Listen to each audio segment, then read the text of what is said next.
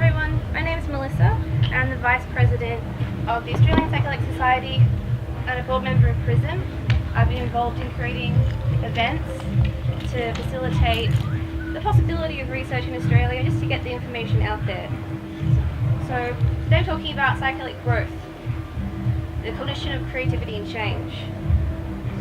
Aldous Huxley described psychedelic experience as of the plane of art, of perpetual creation, and that they may one day serve to heal mental illness in the future.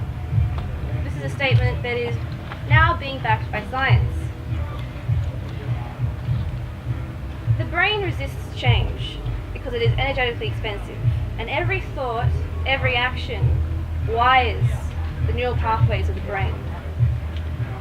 And this underlies of the problems in mental illness and also limitations of professional problem solving and creative problem solving. Luckily, we are characterizing tools to hack these set points of consciousness. Things like meditation, neurofeedback, and psychedelics. Tools that enable us to consciously change and to create. I guess if you look at the past, to some degree, psychedelic creativity may be a self-evident fact. You have the flourishing of visionary artists. The Beatles really only started to produce their most interesting songs after they took psychedelics. Then there's scientific discoveries, like Kerry Mullis, who was the discoverer of PCR, a technique that breaks down DNA, who said that if he did not take LSD, it's unlikely that he would be able to invent or visualize the process of PCR. Now there's a boom of microdosing in Silicon Valley among tech heads, and that's becoming a standard throughout the world. But what is creativity? The word creativity comes from the Latin creatus, to have grown. So this suggests that it's not just the development of new ideas, but the ongoing process of building. A synthesis between originality and effectiveness. And it underlies a set of cognitive processes in the mind. They can be emotional and deliberate, like therapeutic insight, or spontaneous and cognitive, like that eureka moment of sudden realization. And what underlies creativity itself? There's two aspects that are clear in psychology. One is divergent thinking. So divergent thinking is the expansion of ideas, many ideas, brainstorming. It's the generation of multiple different viewpoints. And the first part of creativity. Second, there's deciding what to do with these new ideas, or convergent thinking.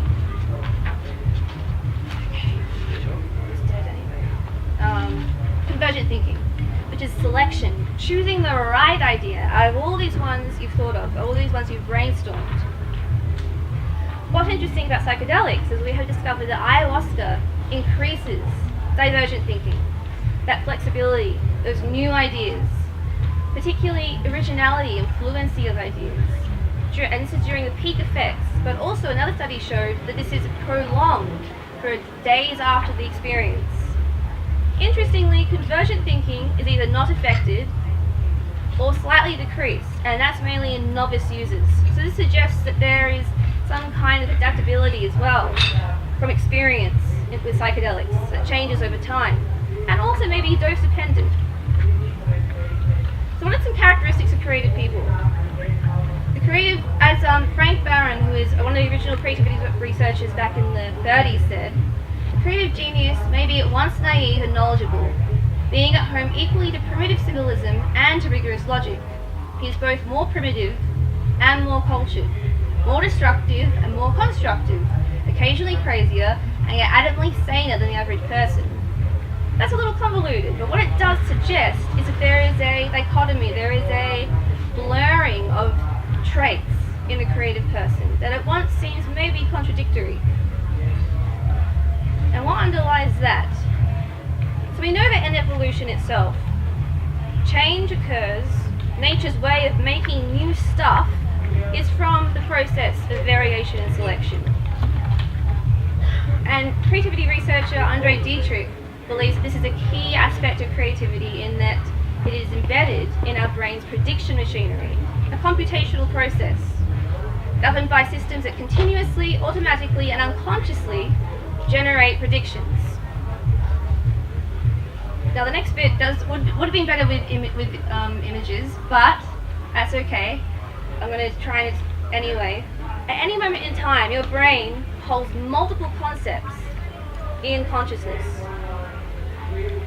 And each concept is derived from all the possible past states from your experience and all the potential future states when these concepts are combined at any moment of time. What we see from a computational analysis of psychedelic brain imagery through the framework of something called integrated information theory, but I'm not going to get into that because it's a mathematical model. But what we see is an increase in the number of references to the past, an increase therefore in possible future states. By increasing how many concepts can be held in consciousness at one time, we hold more information in each concept, thus increasing the chances of novel, new, perhaps more divergent thoughts. It could be said therefore that if you imagine this is waking consciousness idea variation, this is psychedelic consciousness idea variation. But this isn't the be-all and end-all, because we all know that sometimes the thoughts you have on psychedelics aren't necessarily your best thoughts, aren't necessarily happy thoughts, and aren't necessarily actual transformation. You may feel transformed, you may feel change, but it may not actually lead to impact in your life. So there's other elements here that don't involve psychedelics. There's analysis, planning, disciplined action, and the concept of flow. And these are just as important the psychedelic experience as the drug itself. Showing this in the scientific literature was a recent study in England by Robin Carhart-Harris's team, who Dean mentioned, for the treatment of resistant depression using psilocybin. It was shown that for the participants who did not receive a benefit, there was one clear indicator separating them: increased anxiety.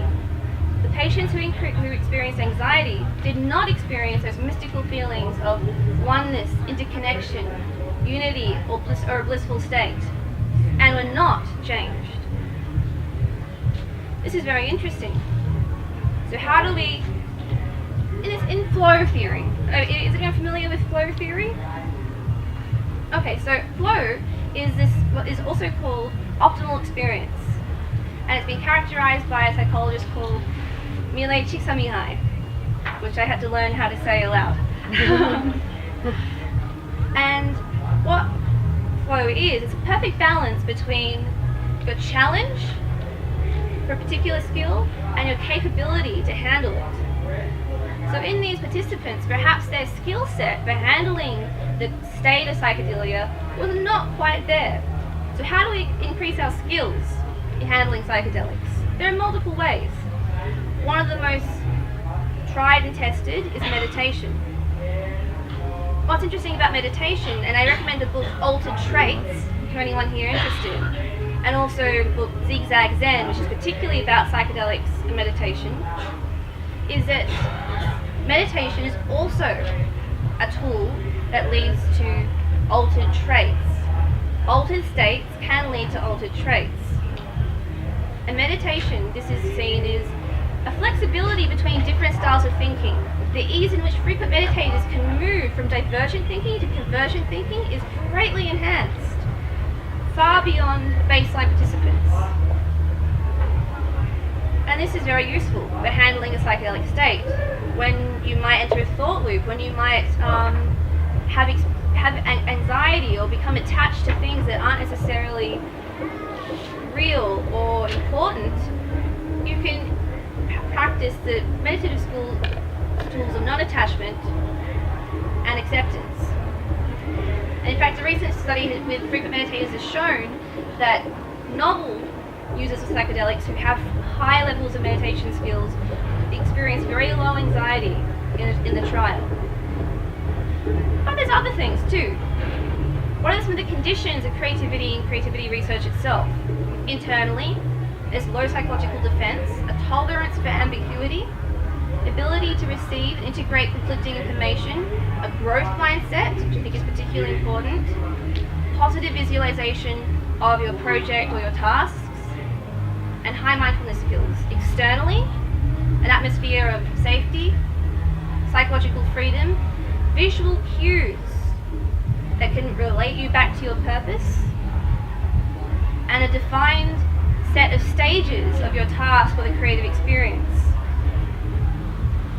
A very interesting study in 1966 by Harman and Jim Fadiman, who wrote the book Psychedelic Explorer's Guide, was another one I definitely recommend.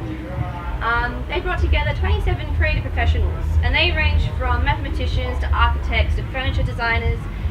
The key thing was that all of them were experiencing blocks in a professional problem for at least 3 months.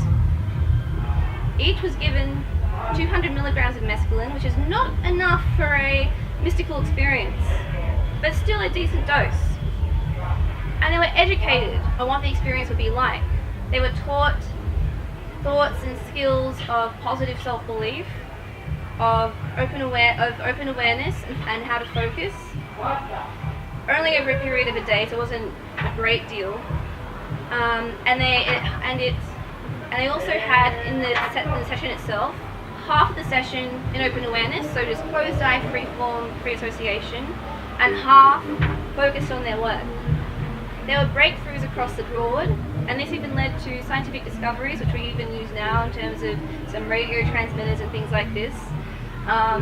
Unfortunately, there was no placebo group, which does limit the outcomes of this study, but yeah, it was done in the 1960s, and I really hope that this can be replicated at some point in the future so we can see what would happen. Lastly, going back to altered traits. So I mentioned before that the feeling of transformation isn't necessarily transformative. Apart from what we can see on one metric, which is the personality domain of openness to experience. So openness to experience is one of the big 5 personality traits, and those who are high in openness to experience often see beauty more readily in things. They are prone to making vast or just like dispersed connections between ideas. They daydream a lot. They love abstract conversations. They're often highly philosophical people. And this trait is one of the only traits that actually is indicative of positive life outcomes. So it makes you a happier person in general. Perhaps more emotionally variable, but generally positive life outcomes. And what we see when someone experiences a peak or mystical experience using a psychedelic is, and this is only with 1 dose of psilocybin, their domain of openness to experience is changed for the positive, which is hugely significant. We didn't actually think that these 5 traits change much over the lifetime. Psychedelics aren't just the drugs, as I described. So the word psychedelic means mind manifestation. So things like meditation, things like neurofeedback, things like flow states are other forms of consciousness hacking, of being able to control the contents of your own mind. The research I mentioned before, Milay Csikszentmihalyi is famous for saying that man's suffering will end when he learns to control the contents of his consciousness. And that is so true. And we are just at the very start of that flourishing. And it's a very exciting time. So thank you for listening. Hope you enjoy. Hope you gained something from that.